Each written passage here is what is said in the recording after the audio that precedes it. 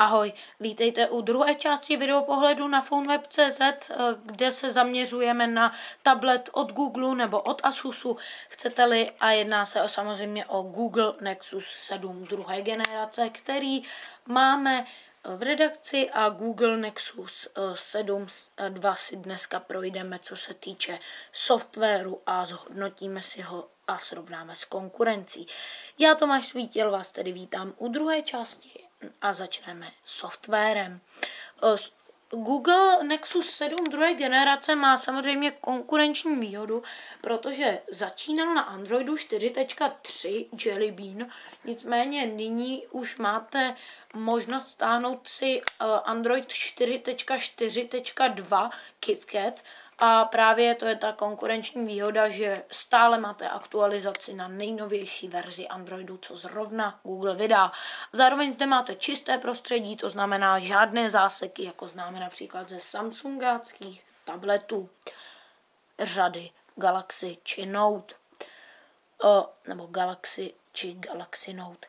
Začneme na zamykací obrazovce, ta je poměrně zajímavá, máme zde totiž možnost umísťovat si zde widgety, jak známe samozřejmě už z Jelly Beanu. My zde máme hodiny a máme zde také například možnost si přidat další widget, například baterii, počasí a další, tak to se poté samotná věc odstraní.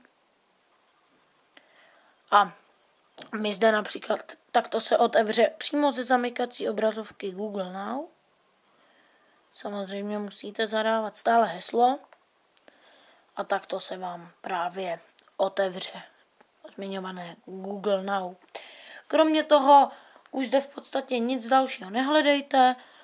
Přechod by měl fungovat na fotoaparát, ale nyní nám u tabletu právě toto není a musíte právě použít dedukovanou aplikaci, dedukovaného tlačítka. Pojďme dále, já zatím budu mít stále právě tablet na šířku a pojďme si ho odemknout. Zde máme standardní prostředí KitKatu nebo i normální prostředí prostě Androidu. Máme zde widgety, ikonky a posuvné plochy a poté seznam aplikací, zároveň i s widgety. Jak vidíte, je to opravdu moc hezky udělané, mně osobně se i ta tapeta velmi líbí. Celá ta tapeta je zobrazena na krabičce, kterou jsme vám ukazovali v prvním díle, a vidíte, že celé je to opravdu zajímavé. Zde udělal Google inovaci ve vysouvacích lištách. Máme zde vysouvací lišty dvojího typu. Vlevo máme vysouvací lištu s notifikacemi, případně staženými aplikacemi, a z té se poté dá plynule přejít. Aha, teď to nejde. Zde poté máme i tlačítko na přechod do právě dedukované aplikace. A vpravo máme poté aplikační ikonky, nebo spíše funkční ikonky. Máme zde například JAS. A například zde máme i mnoho dalšího. Wi-Fi, nebo automatické otočení, nebo baterku, jak můžete vidět. Nebo například i polohu a přechod do nastavení. To je důležitá věc. My se koukneme informace o tabletu. Máme zde verze Androidu 4.4.2 KitKat, což můžete vidět v tomto místě, až nám zaostří kamera. Jak můžete vidět, 4.4.2. A nyní si pojďme kouknout na tu animaci, kterou znáte z Jelly Beanu například. Tam byla taková ta želatinová fazolka. Tak zde máme takové to káčko, která se točí, a pak se nám objeví toto. Pokud dlouze podržíme Android, ikonku, tak zde nám naběhne takováto krásná obrazovka s různými logy Androidu, například standardní Android 1.0 nebo Donut 1.6, Jelly Bean, pokud ho tady najdu, například, abych musel rychle najít, Jelly Bean. Tady ještě máme nějaké donuty, ale Jelly Bean se nám tady nyní nechce zobrazit. Ano, tady ho máme například, jak vy můžete vidět. Například zde máme i ice cream sandwich a mnoho dalšího. Tak to se poté dostanete zpět. Máme zde tedy posouvací obrazovku a další věci. Pojďme se podívat na internetový prohlížeč, který je pouze Google Chrome. My se podíváme například na stránku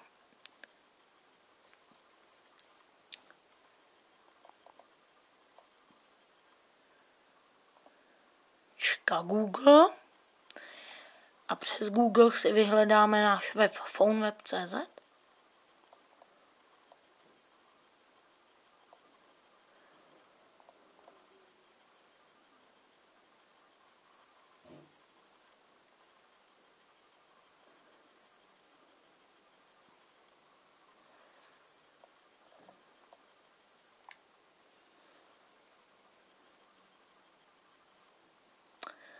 Nevím, proč nám nechce najít. Máme přitom už facebookový klient.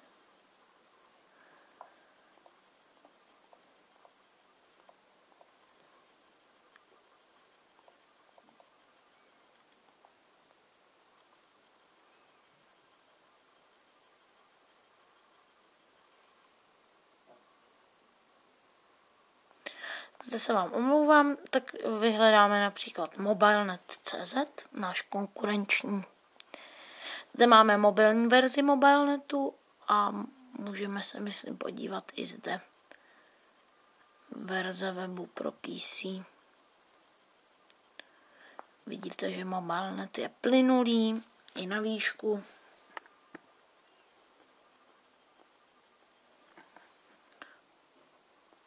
Vidíte? Což rozhodně chválím, například si to dám tady do multitaskingu, všechno si vymažu a můžeme se podívat dále. Dále kromě tohoto máme zde například fotoaparát a na to se podíváme.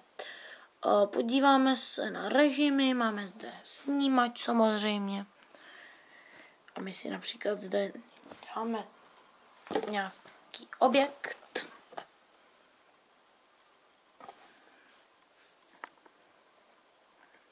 Ještě tam máme tu nabíječku Fatboye, jestli jste koukali na první díl.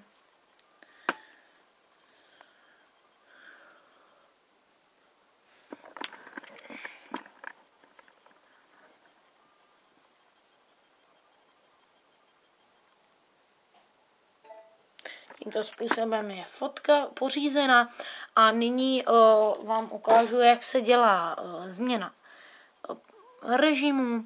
Musíte podržet prst na nějakém místě.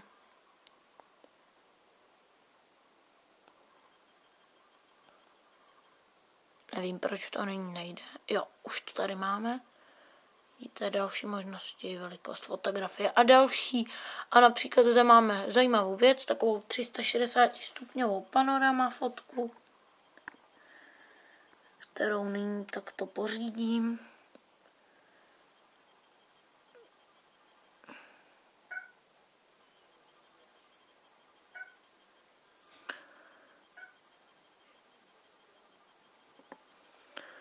Kde takto přes body se dostavíme vždy do nějakého místa.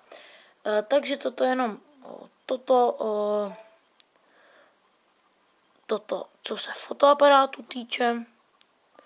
Co chcete smazat, tak to dáte dolů. Vůbec nic, žádné problémy s tímto nejsou. Takže toto by byl software Android 4.2 KitKat. Případnou recenzi tohoto systému vám můžeme poskytnout, ale právě na tomto tabletu. A nyní pojďme na závěr a zhodnocení konkurence. Tablet Google Nexus 7 druhé generace je špičkovým zařízením. Vyzkoušeli jsme jej po stránce hardwareu, softwaru i po stránce designu. Co se mi líbilo? Líbil se mi design, i když není nijak exkluzivní, ale přesto se mi hodně líbí a ta tenkost je špičková. Dále se mi líbil displej, ten je absolutně skvostný, lepší než Full HD a lepší displej v podstatě nenajdete na poli tabletu. Máme zde i například výhodu oproti tabletu první generace.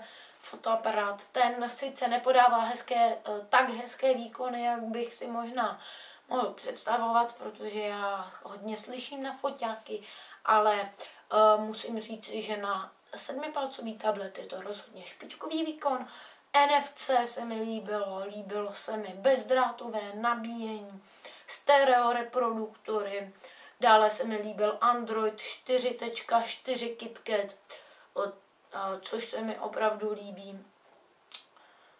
Líbí se mi například i to, jak je tablet zpracovaný, že nikde nic nevyrže. A líbí se mi například i možnost takové té customizace systému. Například i to Google Now se mi velmi líbí. A pojďme ale na konkurenci, protože tím bychom strávili hodně času. Musím říci, konkurence v těchto vodách je poměrně lehká. Jedná se samozřejmě o Apple iPad mini nebo iPad mini 2, nebo iPad mini Retina, chcete-li, nebo hlavně ta Retina u toho iPadu mini, protože zde máme lepší displej než u právě té první generace iPadu mini. Tam právě iPad mini hodně ztrácel, ale nyní už jsou to vyrovnané kousky. A i po stránce výkonu. Výkon je absolutně špičkový v tomto tabletu. Dále musím říci, konkurence asi ta největší je možná LG G-Pad 8.3 v Google Play Edition nebo i v té LG edici. Ten je sice trošku větší, ale má Android a má i tu Google Play edici konec konců. Dalším konkurentem je například Samsung Galaxy Note 8.0 nebo Samsung Galaxy Tab 3. Nicméně to už nejsou takoví konkurenti, protože mají TouchWiz a tam už je to přece jenom poněkud zasekanější. Ale tímto už bych se s vámi rozloučil na video pohledu na Google Nexus 7 druhé generace. Doufám, že se vám líbil a přeji vám hezký zbytek dne a nashledanou.